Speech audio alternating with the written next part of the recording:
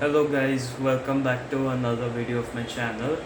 In this we'll be going into the notorious Canyon Mimbs and his attack on multiple religions, and his main attack is sadly centered on the oldest religion in the entire world, Hinduism. Okay, there's still a contested, like if you count pagan religions, not that I'm saying Hinduism is pagan, but they must have, but you get the point. Like the Romans had Jupiter and all, something like that. But anyway, let's get to the point.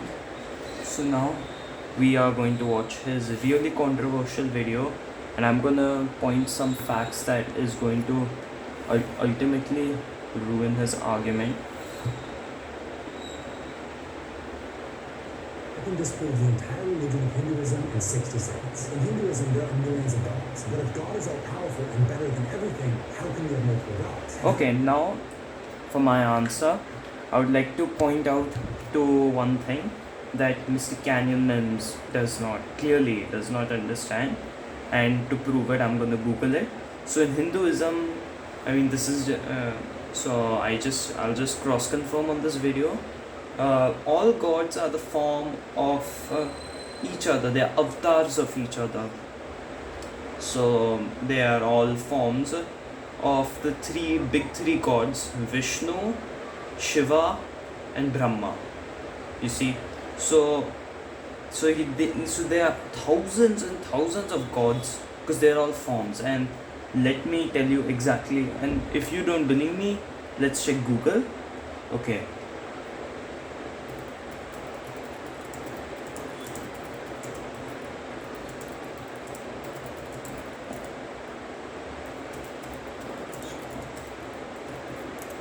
And this is AI overview, so of course it's going to be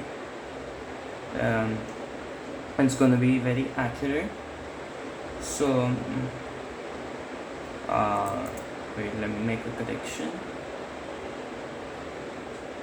So here it is.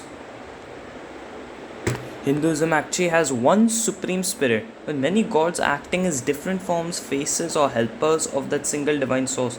Instead of separate gods of equal power, these names and figures represent different duties and parts of the universe. So see, different deities represent specific traits like wisdom or wealth. Then there's the personal journey. Okay, so I think that was kind of a not so well researched statement I made, but you get the point. There are quite a lot of Hindu gods and all who are the avatars of each other. It's not just Brahma, not just Shiva, it's not just Vishnu. There are a lot of other gods who have their own avatars. Okay, now let's go on. How do you rank which is most important? In Hinduism, people also build their own gods. They build statues out of clay and mud. How can you expect that something that is man-made is worthy of worship and can help you at all? Gods in the Hindu religion also have... Okay, now this is just now this is exactly what I'm gonna do. So now, Mr. Canyon Mims, I would like to point out, we don't know if Allah exists. So then does that mean that just cause he's not there, he's not gonna do anything good for you? So I'm not a religious person, but I can tell you that if you guys, like the Christians, the Muslims, the Jews, can believe in a God whom no one has seen or has been proven yet for existence, why can't we do it? Anyway, moving on. Some cheat, some lie, some even die. So once again, how can we worship an all-powerful creator that has the traits of a human? Okay, and this is another thing. Gods having human traits are extremely important. It's kind of like you're writing a good story, you have relatable characters. So it's quite important because from each lesson you learn something from each lesson of the story of the gods.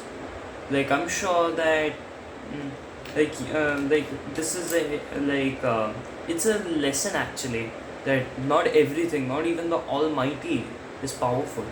Not powerful, is not perfect. And let me tell you why.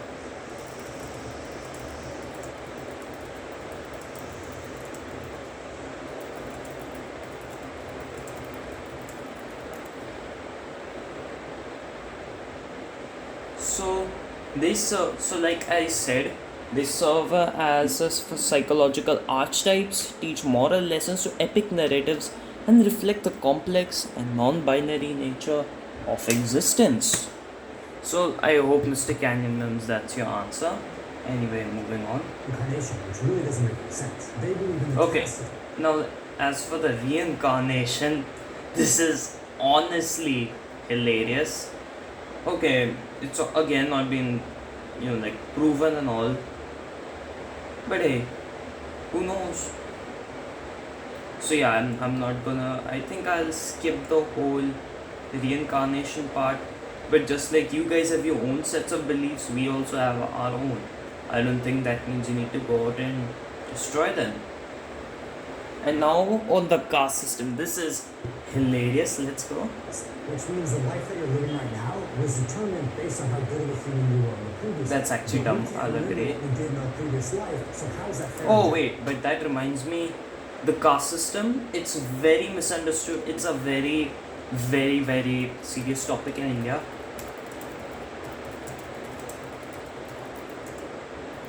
Okay, and here in the Hinduism caste system. So over here, it's kind of like, so they were first organized into the four classes, and which were very flexible. But sadly, in the later Vedic period, they kind of diluted that. It evolved into classes, from classes to castes. You were supposed to stay that way forever, and it's a good thing he did not include that people are being oppressed. But and yes, it's a very sad issue that's plaguing India today, but we've come a very long way since those days. Anyway, and so how is that fair and just? Actually, if you ask me, look, the caste system it's a really complicated topic, and we are not going to dig in this video as of yet. But here's the thing: it's a very complex topic. Okay, so I'm gonna again just stay silent, do a bit of research, and I'll come back to this in another video. To me, that kind of sounds like oppression. You could be punished. Oh, oppression! Yeah, I was waiting for this. Now I'm gonna tell you one thing. Oppression, and this is not an insult, but he's a Muslim talking about oppression. And if you want, let me tell you one thing. Do you know that our country was enslaved for centuries by Muslims? People were unjustly taxed. Temples were destroyed. I mean, like, what the hell? And then after that, and then also they stamped out Zoroastrianism in Iran. We have Parsis because those Parsis fled seeking refuge in our land, because the Arabs came and kicked them all out. And if you want proof, again Google.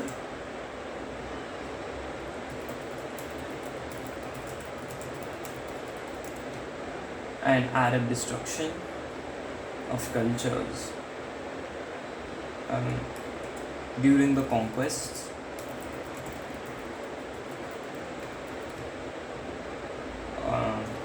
Okay, Arab will be kind of bad here because there are a lot of Christian Arabs and all. But see, early and later Islamic. So then see, religious symbols, shrines, temples, idolaters, and then see this. They converted into mosques. And Ram Mandir is kind of like one example. Okay, now coming to Ram Mandir, I know I'm digressing a bit, but we really don't know what happened. But here's the thing.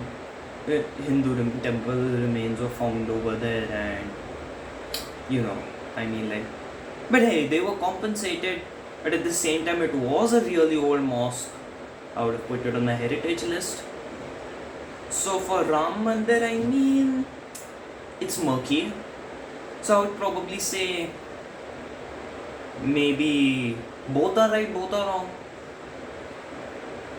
Okay, now anyway, for what you did in your previous life, and you're not even aware of what you did. And the biggest thing that disproves the Hindu religion is that there's multiple paths that all lead to God. But the problem is, okay, and now this is kind of a thing. And so now let's search.